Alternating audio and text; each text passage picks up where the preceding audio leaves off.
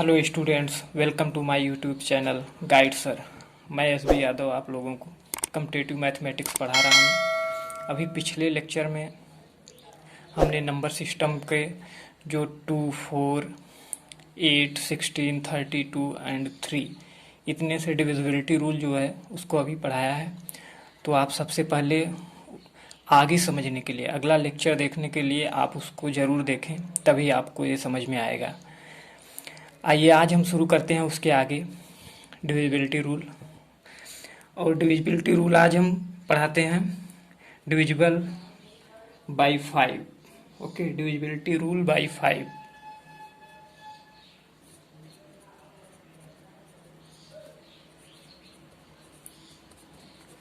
Divisibility rule by 5। तो अभी पिछले क्लास में हमने बताया था कि एक स्थानीय मान के माध्यम से हम इसमें सवालों को, इसमें नंबर को हम लिखते हैं। तो इसमें क्या करते हैं कि एक नंबर जो हमने पिछले क्लास में बताया, जैसे XYZ हमने लिया, तो इसको हम लिख सकते हैं 100x + 10y + z। ओके, तो इसको हम क्या करते हैं, अब देखते हैं डिविजिबिलिटी रूल इसके। तो डिविजिबिलिटी रूल इसमें क्या है, अगर हम 100x + 10y + z, इसको हम क्या करते हैं 5 से डिवाइड करते हैं। 5 से जब हम इसको डिवाइड करते हैं तो हम देखते हैं a डिवाइड हो जाता है और a भी डिवाइड हो जाता है और बचता है केवल 5, केवल z बचता है, z/5। इसका मतलब ये हुआ कि वो नंबर जिसका लास्ट डिजिट अगर 5 से डिवाइड हो जाएगा तो पूरा का पूरा नंबर 5 से डिवाइड हो जाएगा।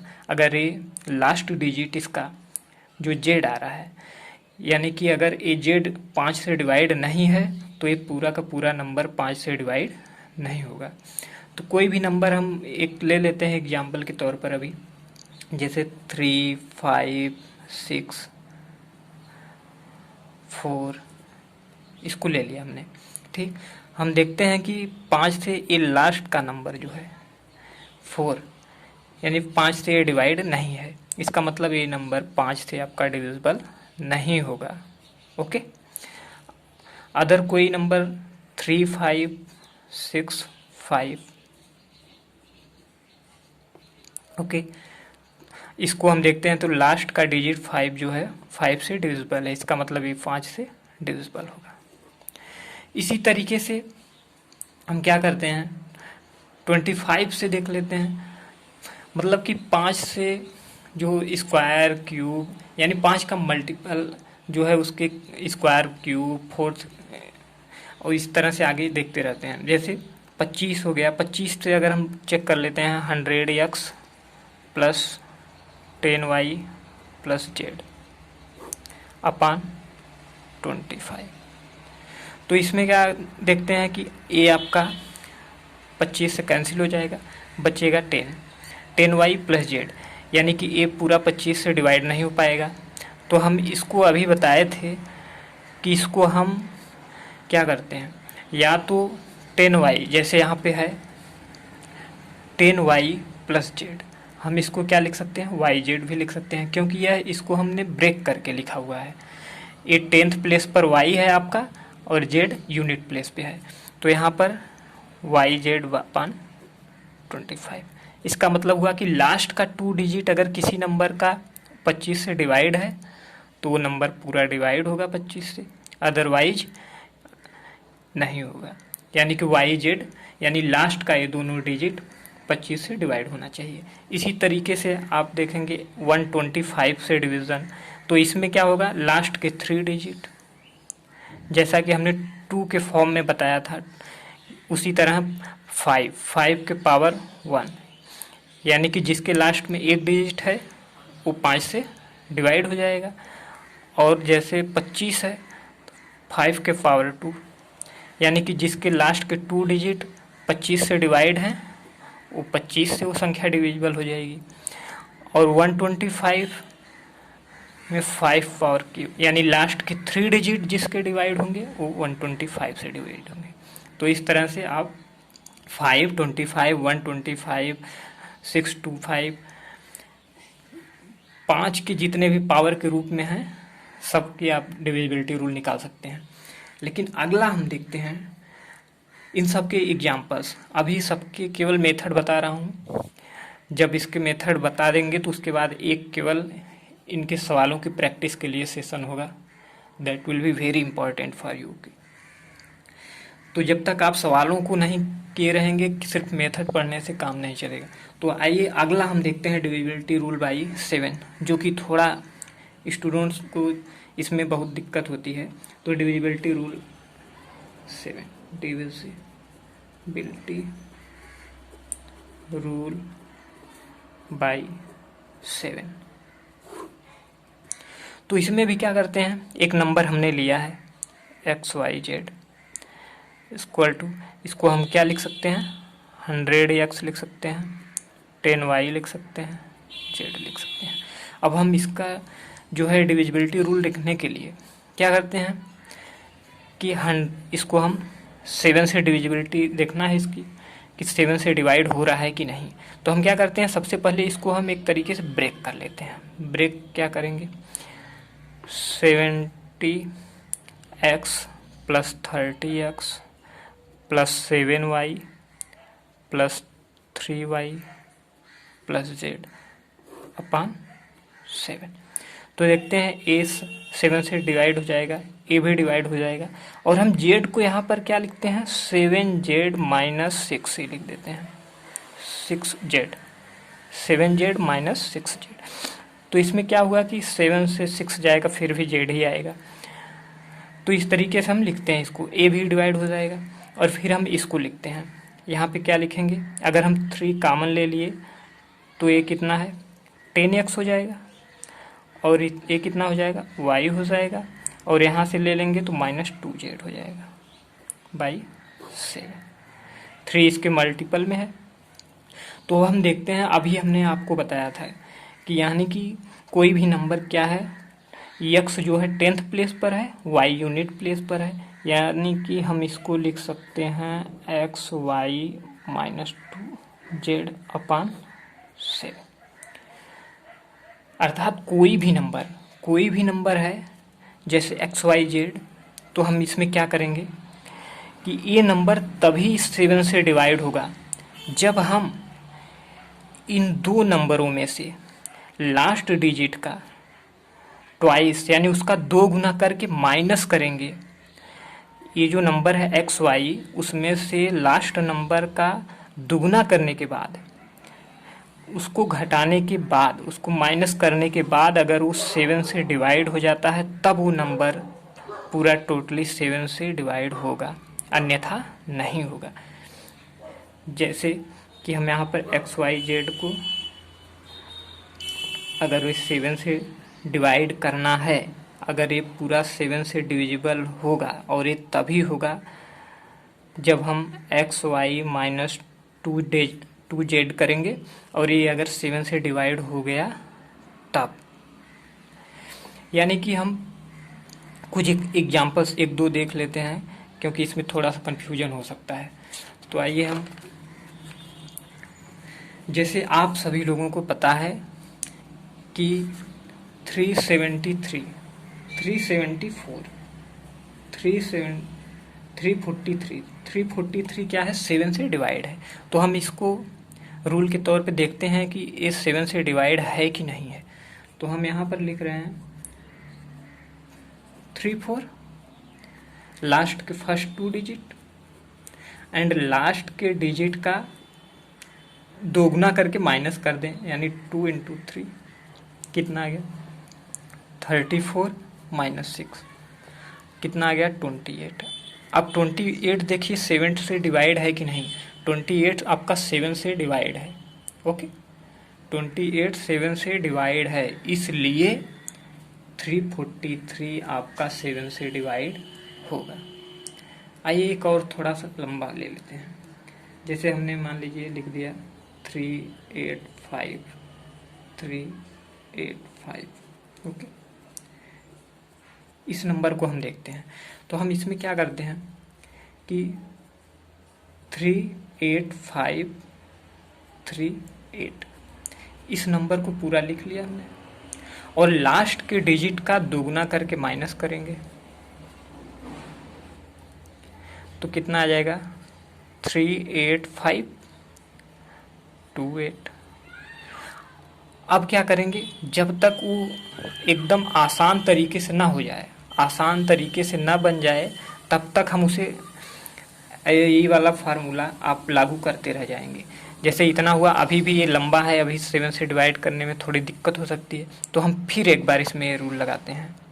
क्या करेंगे, अब इतना लिखेंगे 3852 माइनस लास्ट डिजिट 2 अट्ठे 16, फिर माइनस करेंगे 12, 6 गए 6, 4 में से 1 गया 3, 8 3। तो अभी बढ़ा है तो फिर एक बार हम देखते हैं 383 माइनस 12, लास्ट डिजिट का दोगुना, और ये 383 को हमने लिख दिया। यानी कि मतलब कि लास्ट डिजिट का हम दुगना करके और जो रिमेनिंग नंबर होते हैं, जो बचे हुए नंबर होते हैं, उसमें से हम माइनस करते हैं। तो इसमें क्या करते हैं अब 321873। तो अभी भी आपको नंबर लग रहा है तो अभी फिर से कर दीजिए 37 माइनस 7, 37 माइनस 7, वो 2 हो जाएगा ना, 2 का मल्टीप्लाई यहाँ पर होगा तो 2 का 2। अब आ गया 35। तो अब आपको पता है ये 35 जो है, जो 35 है वो आपका 7 से डिवाइड है, इसलिए ये पूरा नंबर 7 से डिवाइड होगा। ओके, ये पूरा का पूरा नंबर 7 से डिवाइड होगा, क्योंकि हमने जो इतना रूल, ये रूल हम तब तक लगाते जाते हैं जब तक कि हमें एक छोटी संख्या नहीं मिल जाती है कि हम उसको आसानी से डिवाइड कर लें। तो यहाँ पर एक बार रूल लगाए, फिर यहाँ पर ये लंबी संख्या थी तो फिर एक बार हम इसमें रूल लगाएंगे, फिर यहाँ लगाएंगे, फिर यहाँ, जब तक कि वो छोटी से छोटी संख्या जो आपके देखने से आसान न महसूस हो तब तक लगाते जाते हैं। और फिर अगले में और मैं एक तरीका बता दे रहा हूँ आपको। जैसे कोई भी नंबर है, जैसे कोई भी नंबर है, अगर वह 6th टाइम, अगर कोई भी नंबर है वो 6th टाइम यानी कि 6 बार रिपीट कर जाए, जैसे हम यहाँ लिखते हैं 6 6 6 6 6, 1 2 3 4 5 6, 6 बार जो है, 6 बार हम इस संख्या को लिखे हैं, तो ये हमेशा और हमेशा 7 से डिवाइड होगा।